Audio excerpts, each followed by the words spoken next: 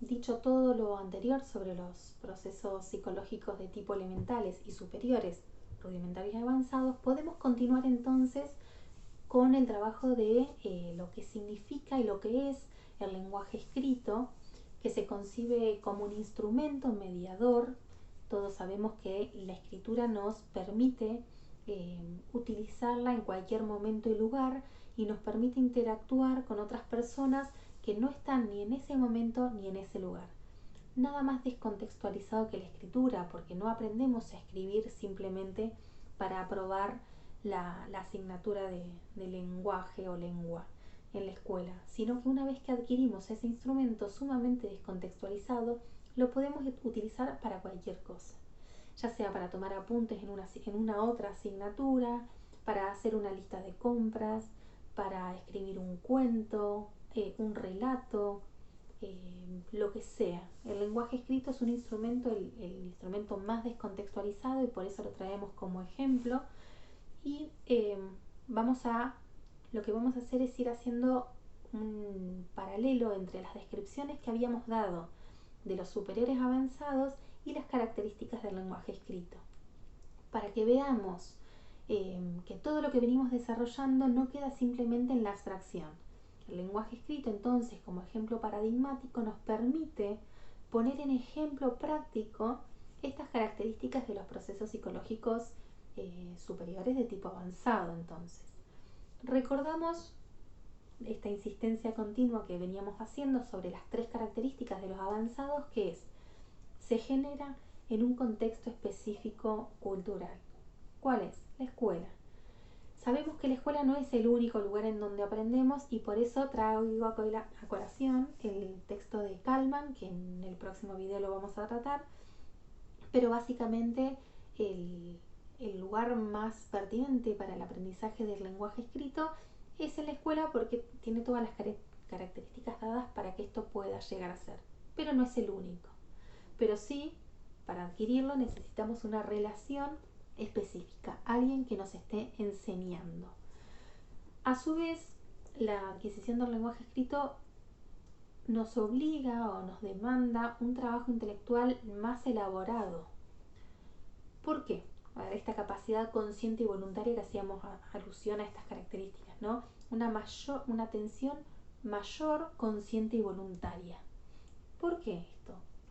Porque el lenguaje escrito, y esto lo trae más al final del texto y me parece sumamente interesante, el lenguaje escrito no se desprende de saber hablar. El lenguaje escrito no se desprende del saber mover la mano de una manera con una motricidad fina específica. No se desprende de eso, no es que sabiendo hablar y moviendo la mano de una manera fina va a desencadenar la escritura.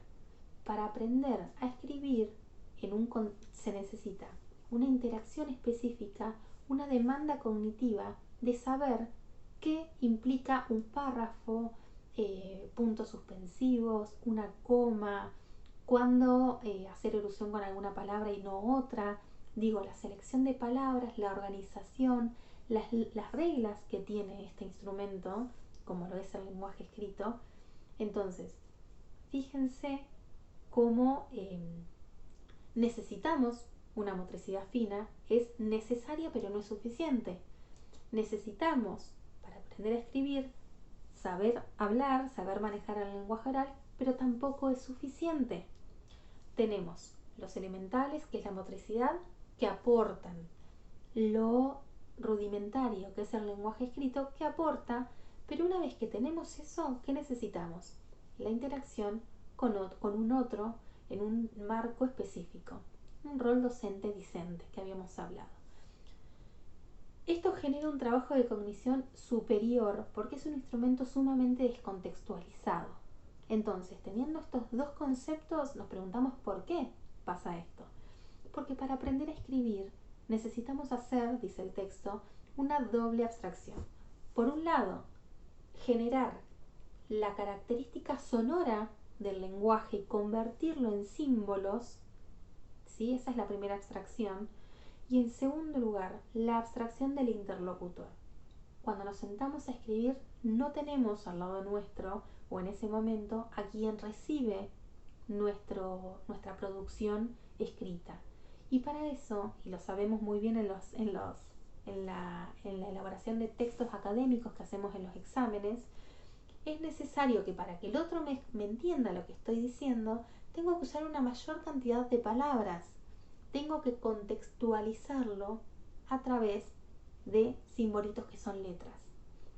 Esta es una dificultad muy grande que por eso es más fácil exponer de manera oral que registrarlo por escrito, porque me requiere mucho más tiempo y energía contextualizar a la otra persona, que por ejemplo yo puedo estar escribiendo un libro en mi casa cuando el otro lo va a leer sentado en una hamaca paraguaya en el río, ¿no? Para que ambos estemos en sintonía, yo tengo que ejecutar una serie de palabras extras para que el otro me comprenda. Ya de solo decirlo es agotador, me imagino, y si nos imaginamos porque hemos trabajado con este instrumento, es muy difícil. Entonces, es importante hacer mención a que escribir no es una transcripción gráfica del lenguaje oral. Escribir no es una habilidad, sino que escribir, manejar el lenguaje escrito, implica aprender un instrumento de mediación que tiene componentes totalmente distintos, porque no estamos hablando de sonidos, estamos hablando de gráficos, con reglas específicas. Si yo quiero, sabemos bien, hay millones de ejemplos de oraciones en donde la coma se corre de lugar y cambia absolutamente de sentido, ¿sí? Una frase que se le cambia un acento o una coma cambia de sentido. Esto no pasa en el lenguaje oral, en donde automáticamente puedo corregirme o hacer alusión a lo que está pasando en un contexto compartido con el interlocutor. Entonces, el trabajo intelectual para pasar en limpio. Las tres características de los superiores. Requiere a un otro que me acompañe en un marco específico, dígase un aula. El instrumento mediador es sumamente descontextualizado, ya lo acabamos de decir por qué, y requiere de una atención consciente y voluntaria, porque tiene que aprender absolutamente todo esto. Es un sistema de representación totalmente nuevo. Me interesa entonces recalcar que no es una habilidad motora que se desprende de una cuestión natural, sino que es una habilidad cognitiva que se desprende producto de un trabajo intelectual muy arduo de parte del sujeto. Entonces tenemos estos tres componentes volcados en un caso práctico que es la escritura. Entonces, siguiendo el texto, las líneas del texto, Vygotsky critica a esta concepción de la escritura como una habilidad motora. ¿Por qué es importante esto? Porque si como docentes nos paramos enfrente de un curso pensando que si el niño sabe hablar y yo le enseño a mover la mano, va a saber hablar. Esta es influye la forma en que yo tengo de posicionarme desde la teoría en el aula, va a influir en cómo voy a dar la clase. Si yo creo que es una transcripción gráfica, listo, de taquito le enseño qué dibujito es en cada letra y supuestamente los chicos saben hablar. Pero en realidad, esto, volvemos a lo mismo, va a decir Vygotsky, es una compleja operación intelectual que es un sistema de representación distinto con reglas particulares y además es una compleja práctica cultural. Entonces, tenemos el motivo, que es una cuestión cultural. Nosotros nos manejamos a través y por la escritura. Entonces, ¿cómo hacemos para que este niño aprenda a leer y a escribir? Necesitamos, usa una palabra bastante complicada que yo le he marcado a varios estudiantes en la elaboración del texto, dice que el chico aprenda de manera natural. Wow, estamos hablando de que un niño en una escuela tenga que aprender de manera natural, es una picardía, parece una tomada de pelo. Cuando en realidad, después se toma una página y media para explicar más o menos qué quiere decir con ese natural. Quiere decir que cuando empezamos o les enseñamos a leer y escribir, tenemos que partir de un interés cultural de los niños. Tenemos que hacerles ver cuál es la necesidad de aprender a leer y a escribir. Muchas veces, bueno, con este tema de la tecnología está bueno, por ejemplo, para decirles, bueno, ¿con qué letra buscas ver películas Sonic? ¿O con qué letra buscas Netflix? ¿No? Y vamos haciendo que los chicos tengan el sentido y la motivación para aprender. ¿Por qué hacemos esto? Porque estamos buscando poner un compromiso cognitivo en la tarea a desencadenarse. Estamos pidiéndole que tengan apropiación participativa. En cambio, si se lo enseñamos como una habilidad motora, le vamos a enseñar a hacer algo. Es un aprendizaje, pero no es para nada un desarrollo cognitivo. Para que sea un desarrollo cognitivo, volvemos al concepto de zona de desarrollo próxima, tenemos que partir desde donde él ya tiene los conocimientos. Él ya es un sujeto social, ya conoce, ve gráficos en las calles, en los colectivos, en los hospitales, en todas las instituciones, ve estos gráficos y también se motiva.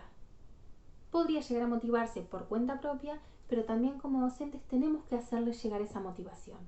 Partir desde su característica, desde su capacidad o su desarrollo real, como decíamos, para decirles, bueno, a partir de lo que vos ya sabés, te enseño este sistema de representación. Bien, entonces dice, aprender los motivos al inicio de sus rudimentos hace alusión a esto. En el momento de que el niño o la persona empieza a adquirir la práctica de la escritura y la lectura, es justo en el momento en el que la persona, el niño o el sujeto, empieza a motivarse por su uso. Nunca hay que desprender entonces la cuestión cultural, la necesidad de esta cuestión cultural, y lo vamos a ver más bien en el texto de Kalman, y el instrumento. ¿Necesitas este instrumento? Aprende este instrumento porque es algo totalmente necesario para tu despliegue cultural. Entonces, dicho esto, creo que en términos generales es lo que explicita el autor para dar cuenta de que el lenguaje escrito es un caso paradigmático de los superiores avanzados y cierra haciendo esta diferencia entre desarrollo y aprendizaje. Un aprendizaje no es necesariamente un desarrollo. Aprender a hacer una letra que tiene, que es una casita con una línea en el medio y saber que es la letra A, no es desarrollo, es un aprendizaje. Ahora, un desarrollo organizado, un aprendizaje organizado, sí es un desarrollo. Aprender a partir de lo que yo ya sé y desarrollar mi conocimiento, eso es un desarrollo subjetivo. Entonces, el aprendizaje que genera desarrollo es ese aprendizaje que se relaciona con lo que ya el niño tiene. Pensemos nuevamente entonces en el concepto de zona de desarrollo próximo.